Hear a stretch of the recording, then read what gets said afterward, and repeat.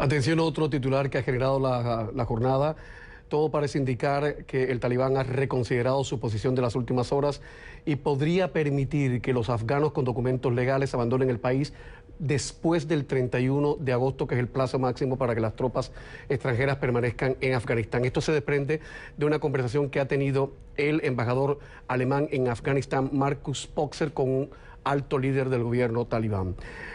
Wilfredo Aram, capellán musulmán, ¿crees tú, como creen las feministas musulmanas, que reinterpretar el libro sagrado, que reinterpretar el Corán, que despojarlo de la lectura machista que le suelen hacer los hombres, podría terminar con la opresión de la mujer?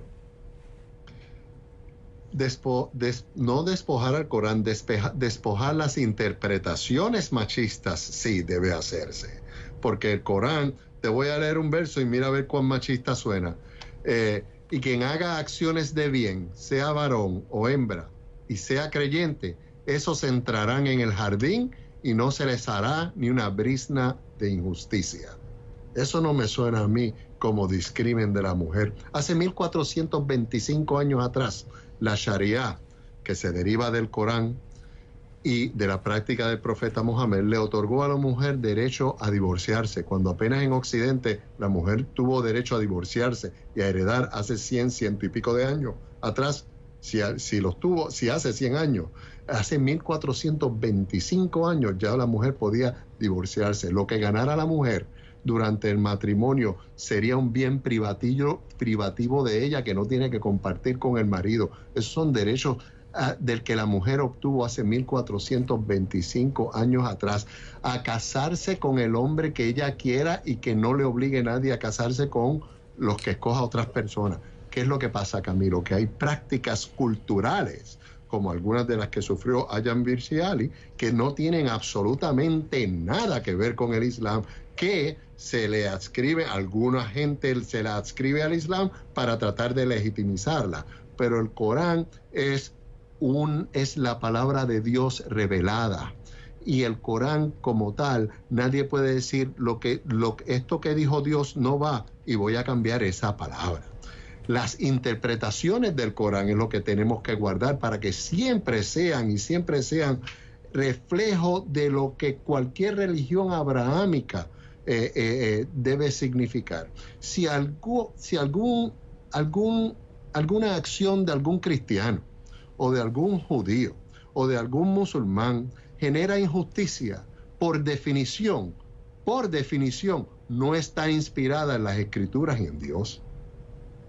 Cualquiera, porque las Escrituras son la palabra de Dios y Dios es el ejemplo máximo de la justicia. Así que cualquier acción que haga cualquier judío, cristiano o musulmán que no sea una acción justa y de misericordia, por definición no es una acción que se desprende de las enseñanzas del Corán ni de las enseñanzas del profeta Mohammed, porque solo justicia se desprende del Corán, solo verdad se desprende del Corán. Ahora, se manipula el Corán como se ha manipulado la Biblia y se ha manipulado otras escrituras por culturas misoginistas para perpetuar conductas donde el hombre se mantiene dominante en el poder, igual que lo hacen con la Biblia y igual lo hacen otras religiones.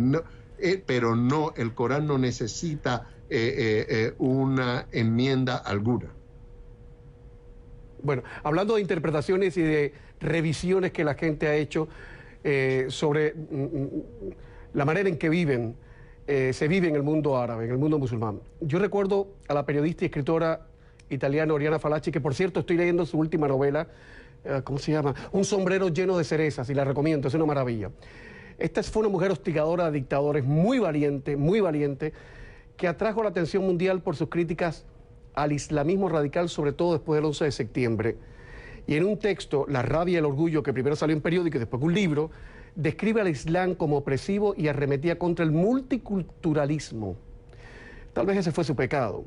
Ahora, 20 años después, Jorge Dávila, 20 años después de aquello, ¿qué dosis de razón tiene Oriana Fallaci? Digo, si la tuviere, 20 años después de lo que hemos vivido después del 11 de septiembre. No te entiendo la pregunta, por favor. ¿Cuál es la pregunta? La pregunta es, En el momento en que Falachi escribe su libro, publica su artículo y arremete contra el Islam, más de uno puso el grito en el cielo, o por compasión, o por corrección política, o porque no creía lo que estaba diciendo esta mujer. Esta mujer llegó al extremo de hablar de que Europa se había vendido a los árabes y llegó al extremo, una mujer súper inteligente, llegó al extremo de combatir el multiculturalismo y la diversidad étnica y cultural en el mundo de hoy. O sea, ella a su manera, siendo europea, se radicalizó. Claro. Pero mi pregunta es, 20 años después de lo que hemos vivido, 20 años después de haber ocupado Occidente, Afganistán y ver en qué ha quedado todo, mi pregunta es, ¿tendría razón en algo Oriana Falachi de lo que dejó dicho? Digo, si la tuviere.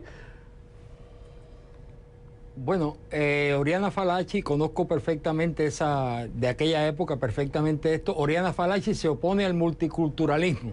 El multiculturalismo equivale a todas las culturas y es un pensamiento neoliberal que, por ejemplo, se practica en Estados Unidos, pero Estados Unidos al mismo tiempo evita el multiculturalismo, porque, por ejemplo, en los países musulmanes, yo entiendo que el Corán es un libro maravilloso, yo pienso que es un libro maravilloso, etcétera, etcétera, pero los practicantes del Corán se extreman con las mujeres. En el Corán se permite que un hombre se case con 4 mujeres. Sin embargo, en Afganistán, una de las cuestiones es que Estados Unidos quiso imponer su cultura, y la cultura de Afganistán, a pesar de los talibanes ser tan injustos con las mujeres y tan dictatoriales y tan terroristas, la visión de la mujer musulmana es diferente y nunca se va a poder hacer, o es contrario al multiculturalismo, Estados Unidos imponer una cultura que las mujeres sean diferentes a lo que son en Afganistán. Estados Unidos va en contra del multiculturalismo porque ahí hay un choque. Cuando choca con la interpretación occidental de Estados Unidos, no hace falta el multiculturalismo. Sin embargo, cuando conviene a Estados Unidos, el multiculturalismo es santo. A mí me parece que las cuestiones culturales, como está señalando ARM, son fundamentales. Hay que ver la cultura de los pueblos. Ahora, en el Corán no creo que sea misógino. La interpretación de los miembros de la religión musulmana lo son. ¿Cómo se va a convencer a los talibanes que no lo sea? Estados Unidos estuvo 20 años ahí y no lo consiguió. Porque mira, hay países en el mundo, Camilo, donde ya lo han gobernado mujeres musulmanas. Y este país no lo ha gobernado ninguna mujer aún. Eso por darte un poco de historia fáctica.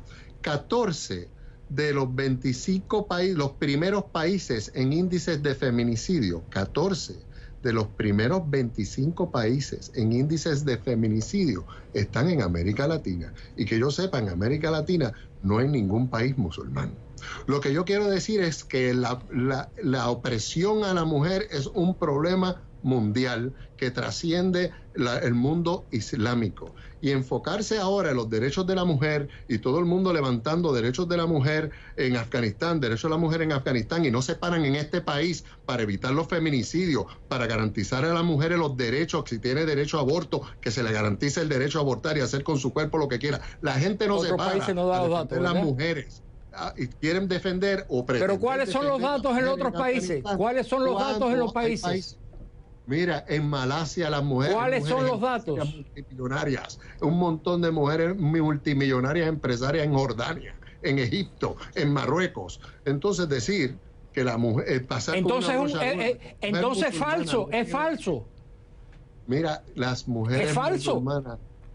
¿Qué es falso, perdón? Son las mejor tratadas del mundo. Son las mejores tratadas del mundo, amigo mío. No, usted lo que está pintando ahí es que la mujer musulmana no está... Es que el trato desigual e injusto a la mujer no tiene nada que ver con el Islam. El trato desigual e injusto, inclusive hasta los... Una pregunta le puedo hacer. Una pregunta le puedo hacer. Perdón, pero que termine una frase, porque si no... A ver, haz la pregunta y vamos a publicidad y Wilfredo la responde después, por favor. A ver, haz la pregunta, Dávila. ¿Cuál es la pregunta? ¿El Corán permite que un hombre tenga 4 mujeres, sí o no? Sí, lo permite. Dígame, Bueno, sí lo o no. dejamos ahí. Vamos a publicidad y después hablamos de esto, ¿eh? Por favor. Publicidad y estamos Sí. de vuelta enseguida.